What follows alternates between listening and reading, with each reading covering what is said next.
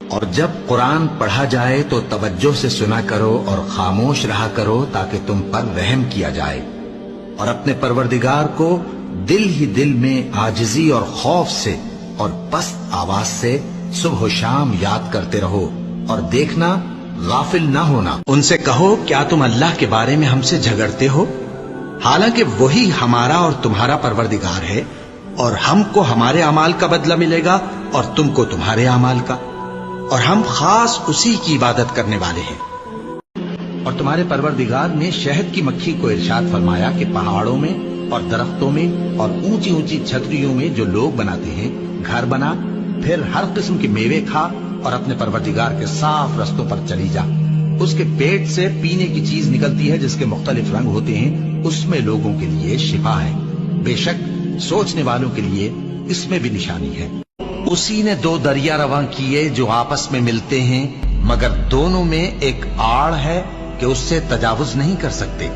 تو تم اپنے پروردگار کی کون کون سی نعمت کو جھٹلاؤ گے؟ ان دونوں دریاؤں سے موتی اور مونگے نکلتے ہیں، تو تم اپنے پروردگار کی کون کون سی نعمت کو جھٹلاؤ گے؟ اور جہاز بھی اسی کے ہیں جو سمندر میں پہاڑوں کی طرح اونچے کھڑے ہوتے ہیں، تو تم اپنے پروردگار کی کون کون سی نعمت کو جھٹلاؤ گے؟ جو مخلوق زمین پر ہے سب کو فنا ہونا ہے، اور تمہارے پروردگار ہی کی ذات جو صاحب جلال و کرم ہے باقی رہے گی، تو تم اپنے پروردگار کی کون کون سی نعمت کو جھٹلاؤ گے؟ مومنو، جب جمعے کے دن نماز کے لیے اذان دی جائے تو اللہ کے ذکر کی طرف لپکو اور خرید و فروخت ترک کر دو، اگر سمجھو تو یہ تمہارے حق میں بہتر ہے۔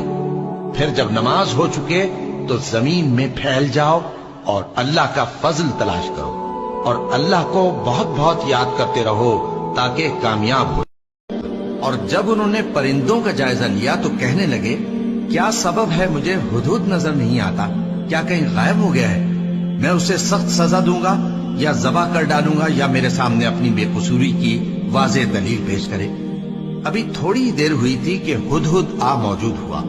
اور کہنے لگا کہ مجھے ایک ایسی چیز معلوم ہوئی ہے جس کی آپ کو خبر نہیں، اور میں آپ کے پاس ملک سبا سے ایک یقینی خبر لے کر آیا ہوں۔ میں نے ایک عورت دیکھی کہ ان لوگوں پر حکومت کرتی ہے اور ہر چیز اسے میسر ہے، اور اس کا ایک شاندار تخت ہے۔ میں نے دیکھا کہ وہ اور اس کی قوم اللہ کو چھوڑ کر آفتاب کو سجدہ کرتے ہیں، اور شیطان نے ان کے اعمال انہیں آراستہ کر دکھائے ہیں اور ان کو رستے سے روک رکھا ہے، بس وہ رستے پر نہیں آتے۔ یہاں تک کہ جب چیونٹیوں کے میدان میں پہنچے تو ایک چیونٹی نے کہا کہ چیونٹیوں اپنے اپنے بلوں میں داخل ہو جاؤ،